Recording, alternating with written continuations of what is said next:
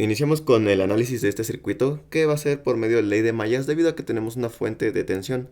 Observamos que es un circuito mixto de varios elementos, incluidos tres resistencias, un capacitor y una bobina o inductor. Y recordemos también la ecuación de la ley de mallas, que nos dice que tensiones que entran es igual a tensiones que salen.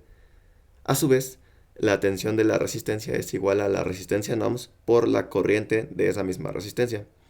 La tensión del capacitor es 1 sobre la capacitancia por la integral de la corriente del capacitor. Y la tensión del inductor es la inductancia por la derivada de la corriente de nuestro inductor.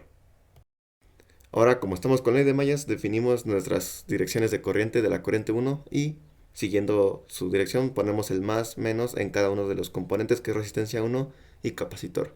Al igual con la corriente 2, el más menos en el inductor y la resistencia 2. Y también con la corriente 3, que es el más menos tanto en el capacitor, la resistencia 2 y la resistencia 3. Recordemos que estos más o menos se ponen dependiendo y siguiendo la dirección de corriente que nosotros establecemos. Para el lazo 1 tenemos que la tensión de la fuente es igual a la tensión de la resistencia 1 más la tensión del capacitor, siguiendo la línea de la corriente 1 que establecimos. Si sustituimos, tenemos que la tensión de la fuente es igual a la resistencia 1 en ohms por la corriente 1, porque estamos en el lazo 1, más 1 sobre la capacitancia por la integral de la corriente 1 menos la corriente 3. Esta diferencia que tenemos aquí es porque la corriente 1, si seguimos nuestro lazo, se topa primero con el más que pusimos en el capacitor, y el menos, la corriente 3, es porque se topa primero con el menos de nuestra corriente 3. Es por eso que es importante tener en cuenta las direcciones de corriente, y si las seguimos no va a haber ningún problema al perdernos en los signos. Ya tenemos la ecuación 1 y ahora nos vamos para el lazo 2. Y nos dice que 0, debido a que no tenemos ninguna fuente de tensión que ingrese, es igual a las tensiones que salen, que es la tensión en la bobina y la tensión en la resistencia 2. Reordenamos porque no me gusta así, me gusta más tener el 0 del lado derecho. Y ahora sí sustituimos. Y nos dice que la inductancia por la derivada de la corriente 2, porque estamos en ese lazo, más la resistencia 2 en ohms por la intensidad 2 menos la intensidad 3. Esto es debido a lo mismo porque si seguimos nuestra línea, notaremos que se topa con el más de la resistencia 2, pero de igual manera se topa con el menos de la intensidad 3, o sea, del lazo 3. Es por eso que se hace esta diferencia. Ahora sí, ya tenemos y finalizamos esta parte y tenemos ya nuestra ecuación 2. Seguimos con el lazo 3 y ya ordené para que el 0 quede del lado derecho, ya que no tenemos ninguna fuente de tensión que nos proporcione una entrada y solo tenemos puras salidas, que serían la tensión del capacitor, la tensión de la resistencia 2 y la tensión de la resistencia 3. Ahora sustituimos lo que vale cada tensión y nos queda que es 1 sobre la capacitancia por la integral de la intensidad 3 menos la intensidad 1 más la resistencia 2 en ohms por la intensidad 3 menos la intensidad 2 más la resistencia 3 por la intensidad 3, y todo eso es igual a 0. Nos volvemos a percatar de las diferencias entre intensidades, y esto es debido a que si seguimos igual los lazos nos toparemos primero con los más en el caso del capacitor y en el caso de la resistencia, pero a su vez también se topa con el menos tanto de la intensidad 1 en el caso del capacitor como de la intensidad 2 en el caso de la resistencia 2. Ya con esto terminamos todas las ecuaciones y el análisis en esta ley de mallas. Obtuvimos la ecuación 1, 2 y 3 y básicamente abarcamos todos los elementos y los expresamos de forma matemática. Ahora vamos a hacerlo pero con ley de nodos y cambiamos la fuente de tensión por una fuente de corriente. Recordando que la suma de corrientes que entran es igual a la suma de corrientes que salen, y tenemos que tener las ecuaciones de cada uno de nuestros elementos del circuito despejadas con la corriente. Entonces, la corriente de la resistencia es igual a la tensión de la resistencia sobre la resistencia. La corriente del capacitor es igual a la capacitancia por la derivada de la tensión del capacitor, y la corriente del inductor es igual a 1 sobre la inductancia por la integral de la tensión del inductor. Ahora definimos los nodos. Aquí puse V1, ya que normalmente utilizamos E1 como tensión, pero también se entiende que V1 es tensión y al fin y al cabo es nomenclatura y puede cambiar. Así que vamos a variar un poquito.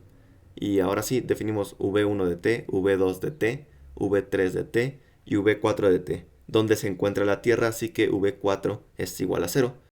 Hay que recordar que un nodo es la unión de dos o más terminales de elementos eléctricos dentro de un circuito. Y sabiendo esta definición podemos ver que ya identificamos todos los nodos de este circuito. Ahora ponemos las corrientes de cada uno de los elementos que tanto entran como salen en cada uno de los nodos.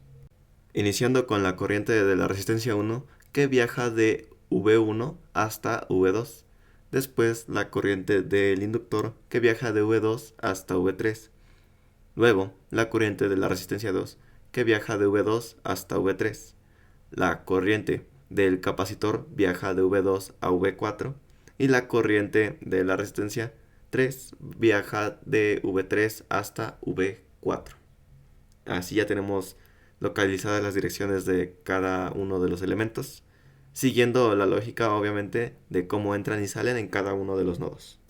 Realizamos el análisis primero para el nodo 1 y observamos que la corriente que entra en este nodo es la de la fuente y la corriente que sale es de la resistencia 1. Observamos que es una igualdad simple, así que solo sustituimos según nuestra ecuación de cómo es la corriente expresada matemáticamente y nos queda de la siguiente forma, que la corriente de la fuente es igual a el voltaje en el nodo 1 menos el voltaje en el nodo 2 sobre la resistencia en ohms. Para el análisis en el nodo 2, observamos que la corriente que entra es la resistencia 1, mientras las corrientes que salen son la de la bobina, la de la resistencia 2 y la del capacitor. Así que solo anotamos la igualdad y posteriormente sustituimos en sus expresiones matemáticas.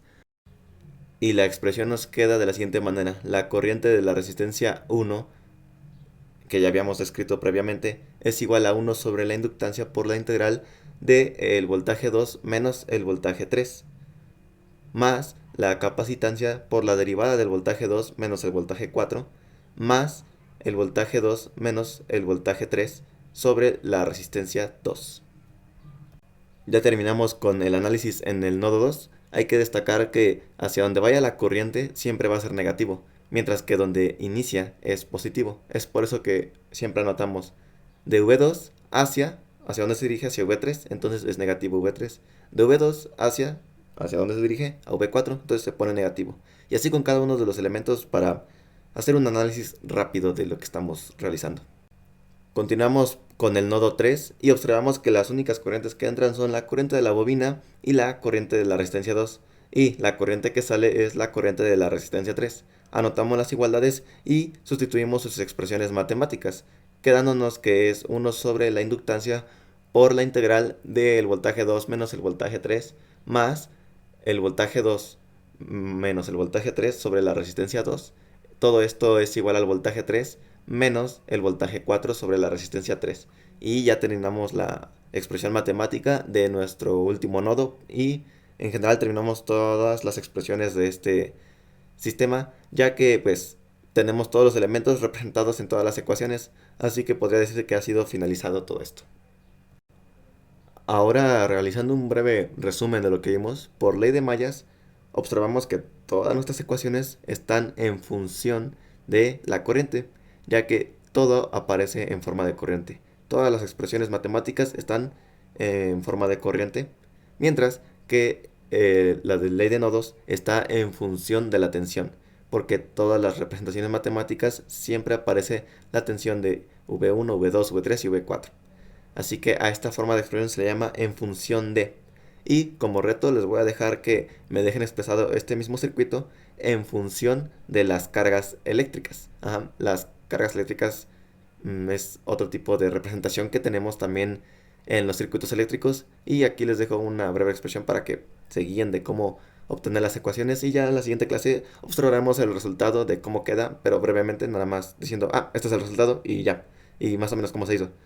Para posteriormente seguir con otros análisis que no sean de circuitos eléctricos, ya que también existen análisis distintos de modelados físicos, etcétera. Y pese a que nosotros estamos enfocados en una ingeniería en control y automatización, no está de más también saber el modelado, o mejor dicho, el análisis de otros sistemas distintos aparte de circuitos eléctricos. Así que, pues, bueno, eso ha sido todo por el video. Espero les haya gustado, apoyen con el éxito y ya les estoy agarrando más la onda a cómo editar. Lo estoy haciendo un poquito más rápido, pero pues bueno, la práctica es el maestro y bueno, ya, nos vemos.